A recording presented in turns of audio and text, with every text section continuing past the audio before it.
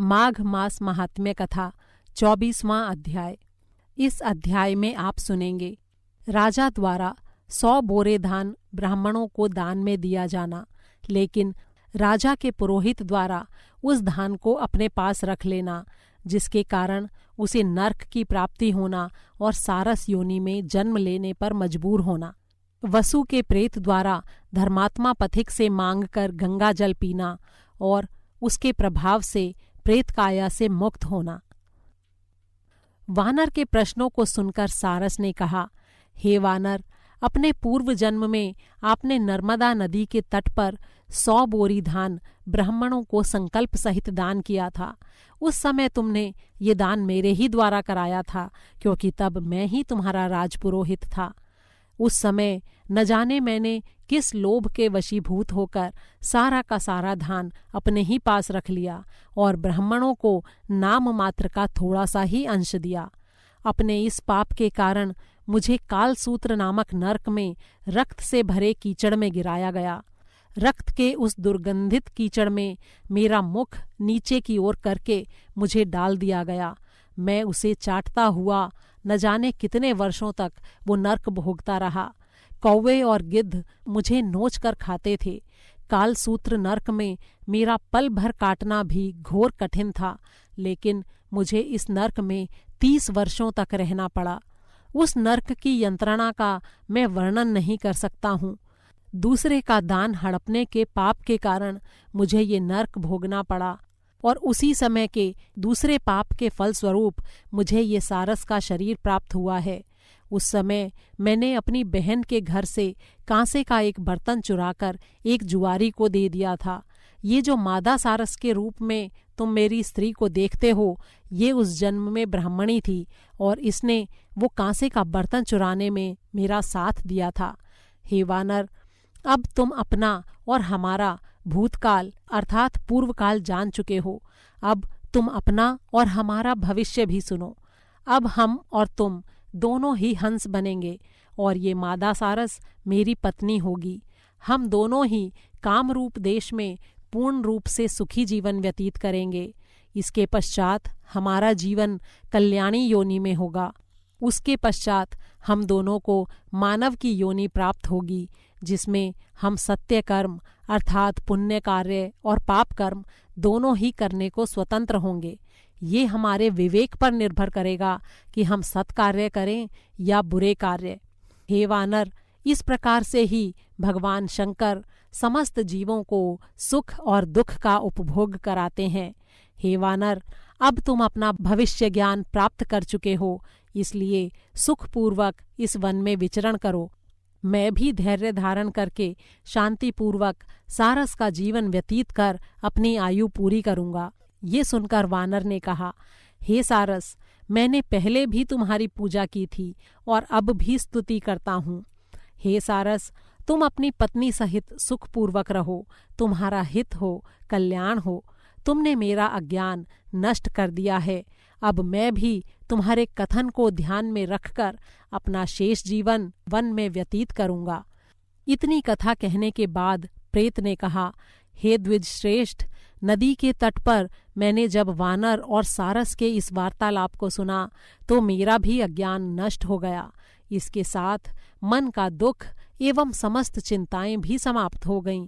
हे विप्र, गंगा जल के इस आश्चर्यजनक प्रभाव को मैं देख चुका हूँ और इसी कारण मैं आपसे गंगा जल मांग रहा हूँ।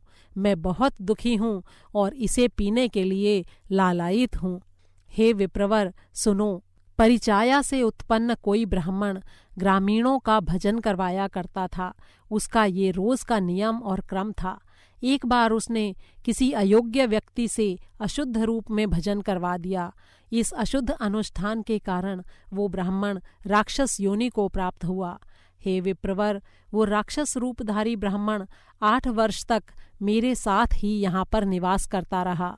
दीर्घ काल बीत जाने के पश्चात जब उस ब्राह्मण के पुत्र ने अपने पिता की मुक्ति के लिए उसकी अस्थियां एकत्रित कर उन्हें ले जाकर कनखल में श्री गंगा जी के पवित्र जल में प्रवाहित किया, तो उसके प्रभाव से वो राक्षस उसी क्षण राक्षस योनि से मुक्त होकर देवलोक को चला गया।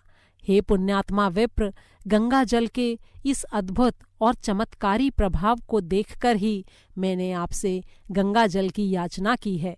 मैंने अपने पूर्व जन्म में तीर्थों पर बिना कुपात्र या सुपात्र का विचार किए सभी का दान ग्रहण किया है, लेकिन स्वयं कभी भी छोटा बड़ा कोई दान नहीं किया। यही नहीं, बल्कि मैंने कभी भगवत नाम जप करके भी उस दान के भार से मुक्त होने का प्रतिकार नहीं किया। इन सारे अपकर्मों के कारण ही मुझे ये प्रेत योनि प्राप्त हुई है। अब इस योनि में मैं अत्यंत दुखी हूँ और मुझे भोजन और जल तक प्राप्त नहीं हो रहा है। इस विंध्य पर्वत पर दुख भोगते हुए मुझे सहस्त्रों वर्ष बीत चुके हैं। हे द्विज श्रेष्ठ, अब आप कृपा करके गंगा जल देकर शीघ्र अतिशीघ्र मेरा उद्धार करने की कृपा करें। इस प्रेत योनि में जीवित रहना और जीवन बिताना अत्यंत ही दुष्कर कार्य है। प्रेत के वचन सुनकर उस पुण्यात्मा पथिक को बड़ा ही आश्चर्य हुआ। साथ ही उसके हृदय में प्रेत के प्रति करुणा भी जागृत हुई और उसने दया से द्रवीभूत होकर उस प्रेत को तत्काल त्रिवेणी का जल दे दिया। प्रेत ने उस त्रिवेणी जल का पान किया और अपने मस्तक पर उससे अभिषेक किया। इसके फलस्वरूप उस प्रेत की प्रेत काया छूटकर उसे दिव्य शरीर प्राप्त हो गया। तब उस दिव्य शरीरधारी प्रेत ने प्रसन्न होकर कहा, श्री गंगा जी के पवित्र जल का पूर्ण गुणानुवाद सहस्त्र मुख वाले ब्रह्मा जी भी नहीं कर सकते हैं। यदि श्री गंगा जी की ऐसी चमत्कारिक महिमा न होती तो भगवान शंकर गंगा जी को अपने शीश पर धारण न करते। अवर्णनीय महिमामय इस गंगा जल का एक बूंद मात्र भी पान करने से मनुष्य, देव तथा सिद्ध योनि को प्राप्त हो जाता है। उसे पुनः माता के गर्भ में आकर शरीर धारण करने के लिए विवश नहीं होना पड़ता है। श्री गंगा जल के समान महिमा वाली ना तो कोई सिद्धि है और ना ही कोई गति है। श्री गंगा जी सर्वोपरि हैं। भक्तिपूर्वक गंगा जी की सेवा करने वालों को अवश्य ही मुक्ति प्राप्त होती है। हे पुण्यात्मा पथिक, तुम्हें दीर्घायु प्राप्त हो और धर्म की रुचि एवं भक्ति प्राप्त हो, तुम्हारा कल्याण हो। तुमने कृपा करके गंगा जल का पान मुझे करवा के मेरा उद्धार किया है। इस प्रकार उस पुण्यात्मा दयालु पथिक का अभिनंदन करने के पश्चात वो दिव्य काया वाला प्रेत स्वर्ग को चला गया। पथिक ब्राह्मण भी खुशी खुशी अपने घर लौट आया। श्री प्रयागराज के महात्म्य को सुनकर वो पिशाच भी माघ मास में त्रिवेणी जल में स्नान करने के लिए प्रयागराज चला गया। श्री प्रयागराज में पहुंचकर उसने त्रिवेणी संगम के पवित्र गंगा जल में स्नान किया। प्रयागराज में स्नान करते ही उसके सारे पाप नष्ट हो गए और उसे दिव्य शरीर प्राप्त हो गया। तब वो बड़े ही भक्ति भाव से भगवान विष्णु की आराधना करने लगा। गंधर्व लोग उसकी स्तुति करते हुए उस पर पुष्पों की वर्षा करने लगे। देवललनाएं भी उसका अभिनंदन करने लगीं और दिव्य विमान पर आरूढ़ होकर वो इंद्रलोक को प्रस्थान कर गया। हे विप्रवर, इस पुण्य धार्मिक इतिहास का कथन और श्रवण करने वाले समस्त पापों और संतापों से मुक्त होकर मोक्ष को प्राप्त करते हैं। इति श्री माघ मास महात्म्ये भाषा टीकायां चतुर्विंशोऽध्यायः संपूर्णम्। 24वां अध्याय समाप्त हुआ।